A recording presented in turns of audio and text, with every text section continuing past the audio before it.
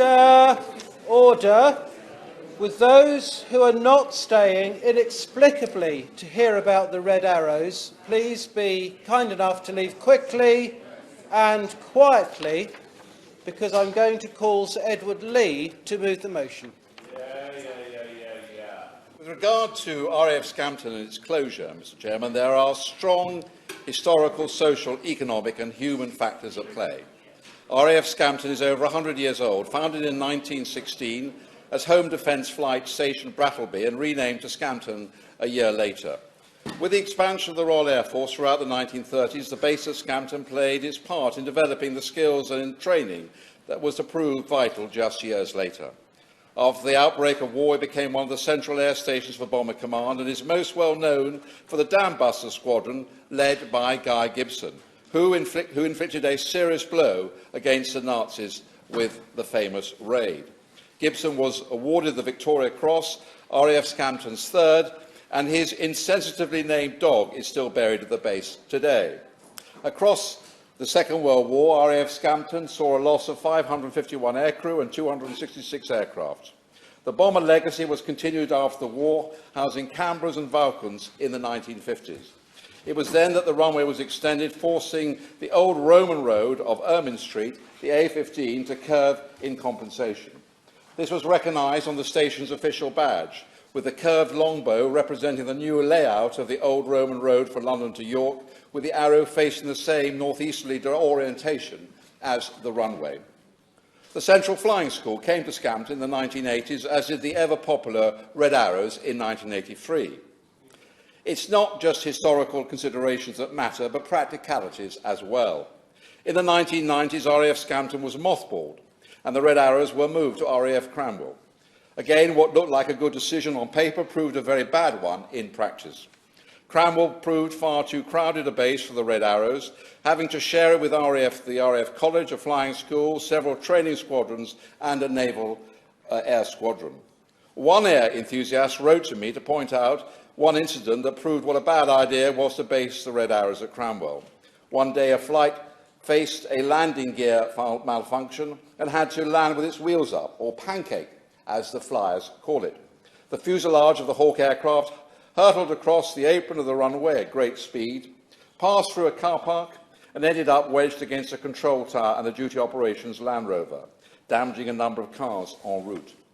Clearly, it's not just the overriding skies of Scampton that prove so useful. Or sorry, rather, it's not just the uncrowded skies of Scampton that have proved so useful. That is a very important point in terms of avionics and the Red Arrows, uncrowded skies. In early 2000, the RAF realised the foolishness of the move and reopened Scampton to house the Red Arrows again. The proposal is now to make the same mistake twice. Fool me once, shame on you. Fool me twice, shame on me. I was the MP when they mothballed Scampton the first time, and our arguments weren't listened to then. Lessons need to be learned from the recent past. In all our dealings, I wondered, the last time that this happened, apparently that it was found that a lot of remediation was needed to the land at Scampton, and I've tried to find out, but I've been denied access to the impact assessments, if this land might actually be sold at a loss because of the remedial work needed. And I wonder if the honourable gentleman agrees with me that that's something that really does need to be made public. Well, obviously we have to hear from the Minister about land values and regeneration. This is a very important part of the whole debate. In all our dealings with defence, then, we need to learn that we need the flexibility to deal with changing situations and unexpected threats. This applies as much to keeping HMS Albion and HMS Bulwark with their amphibious assault capabilities, which I'm glad the Government have continuing, as it does, to keeping RAF Scampton open. The situation we are in today may change rapidly, and we need the ability to respond to that effectively. So too may the threats we face. Relations with the UK and Russia, while far from warlike, are not quite friendly either. Russian aircraft do test our air defences frequently, as NATO aircraft likewise test Russia's. Scampton, of course, is not a frontline fighter base at the moment. It's not unimaginable that we need to be able to deal with a scenario in which things heat up over the North Sea. As one of my constituents pointed out, if somehow RAF Coningsby was taken out of action, RAF Scampton could be very quickly converted into a frontline role with quick reaction alert capability. If the base is permanently shut and redeveloped, this option and the flexibility it provides are off the table. Obviously, if we lose the runway, it is lost. There are strong economic worries given the hit that the local secondary economy will take also. We need to consider the needs of local enterprise and businesses that are involved directly or indirectly with RAF Scampton. Very briefly. And just want to say to him, congratulations on bringing this forward, and I thank the member for giving us a chance. I was blessed to visit this space firsthand during my time in the Armed Forces Parliamentary Scene, and see Vasco, who looked after us, and my colleague here on the left-hand side, who participated in that as well, and noted the tremendous integration between the local community and the base, and the fact that many depend on the base for their livelihood. Does the member not agree with me that this community must be a material consideration for the Minister and for his department in any decision, and that the MOD owes this community a duty of care that it must, I believe, fulfil? As always, the honourable member makes a very valuable point, and of course I entirely agree with him. Let me just mention Hawker Hunter Aviation. Their land and buildings are privately owned, but they fulfil contracts to the Ministry of Defence and its suppliers. Their business is dependent upon the continued existence of the airstrip at Scampton, which is far from guaranteed. If the base is redeveloped, we also need to know what ground has been contaminated by defence use and what the cost of the clean-up will be, a very important point. There are many stories to the effect that when the MOD rerouted the A-15 to curve around the extended runway, it gave a guarantee that if the base was shut, they would restore the original route of this ancient Roman road.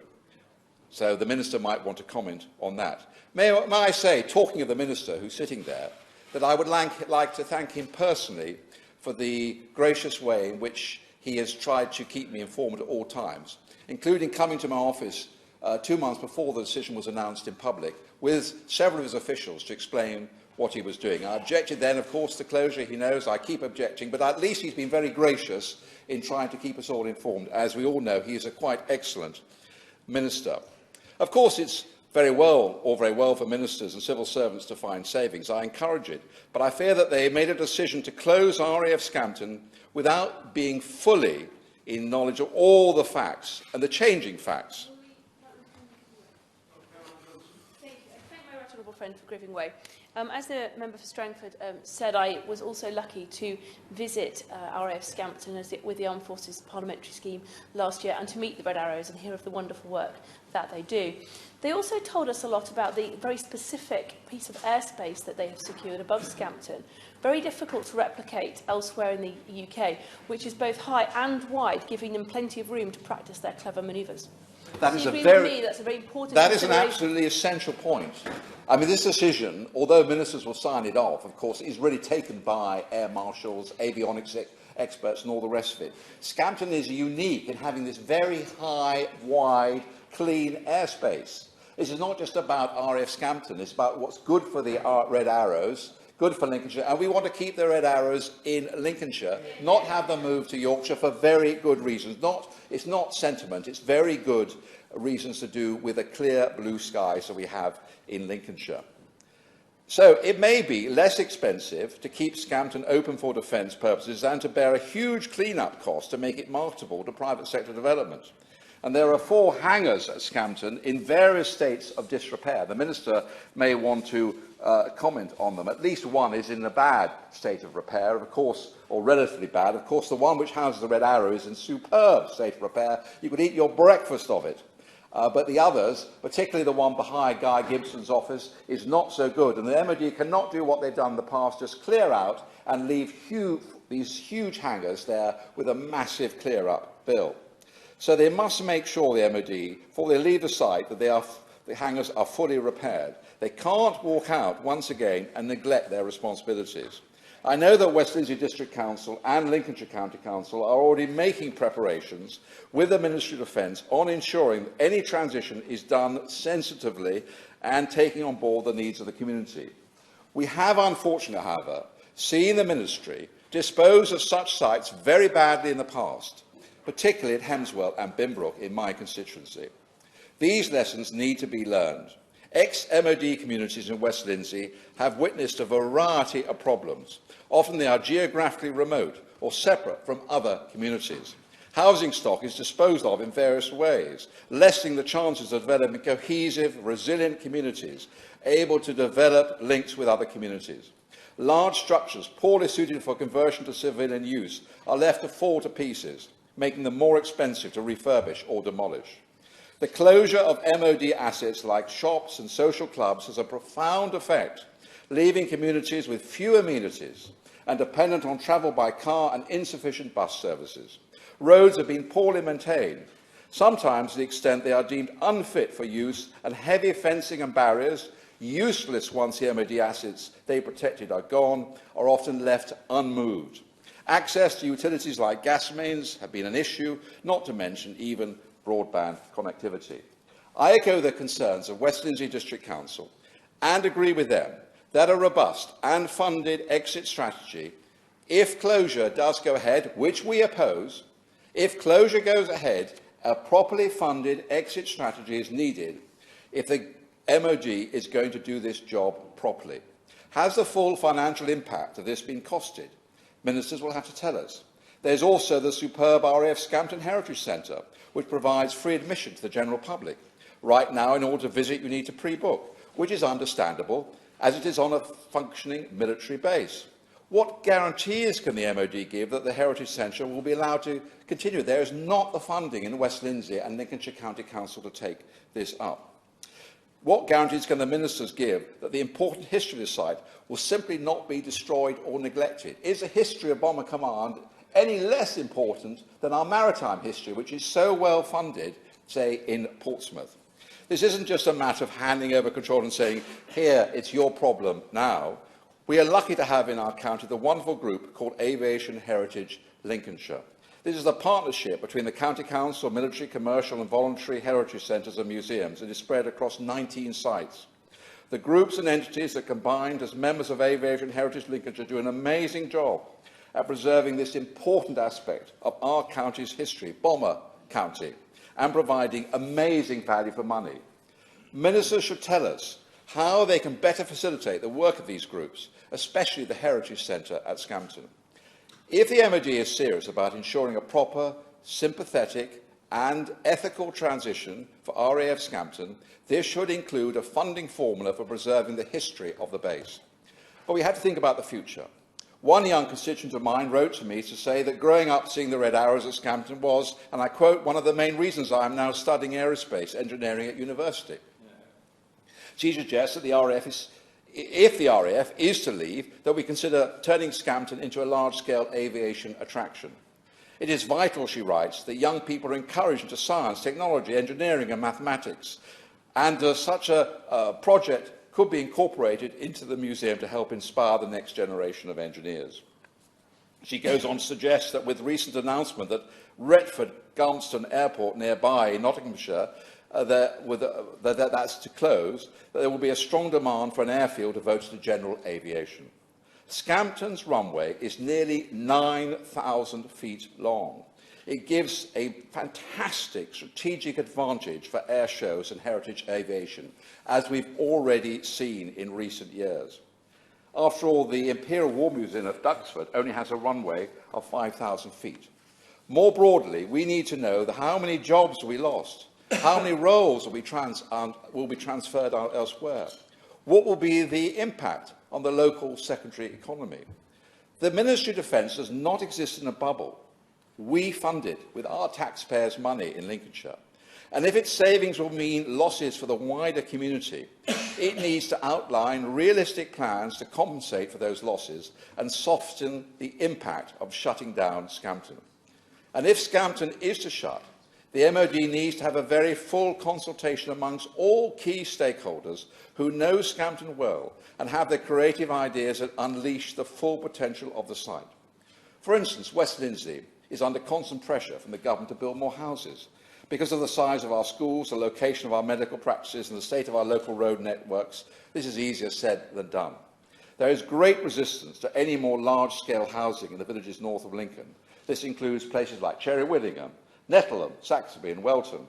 If the base is to close, which we oppose, there will be an opportunity for relocating projected or desired housing numbers from existing villages to a large new village Scampton, for example.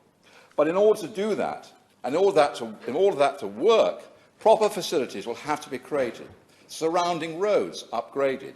The MOD must play its part in this and pledge today or soon to do so. In addition to the historic economic and social impact, there is, finally, a human consideration.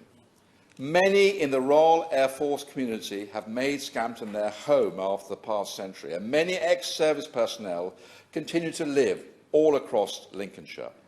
RAF Scampton is not just a facility, but has been and is a home, a community where people have formed bonds and where memories persist.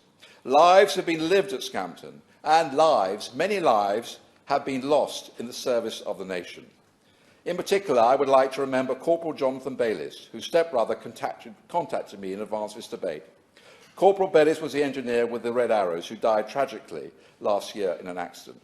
He is memorialised at Scampton just outside the offices of the Red Arrows, alongside the two pilots who died in 2011, and the bar has been renamed JB's Bar in Corporal Bayliss's memory. Last year, Second World War veteran John Snogger Watkins volunteered to grab a rifle and stand guard at RAF Scampton to keep the base open. 94 years old, he was seconded to the Dambuster Squadron in 1943, just in time for their famous raid. There is so much to celebrate in RAF Scampton. The service that has been rendered and the sacrifices that have been made there. The case for keeping this base open in operation is strong. The last review was only done a few years ago. It was then concluded it was well worth it to completely resurface the runway. They also concluded that it was the best place to keep the Red Arrows. I asked ministers what has changed. To the bureaucrats, shutting Scampton looks great on paper. If this was only a matter of reducing costs and saving money, maybe that would be an argument. But there's so much more involved in terms of serving the local community in Scampton and in Lincolnshire and maintaining our flexibility when it comes to the defence of our realm. The best option is to keep the base open.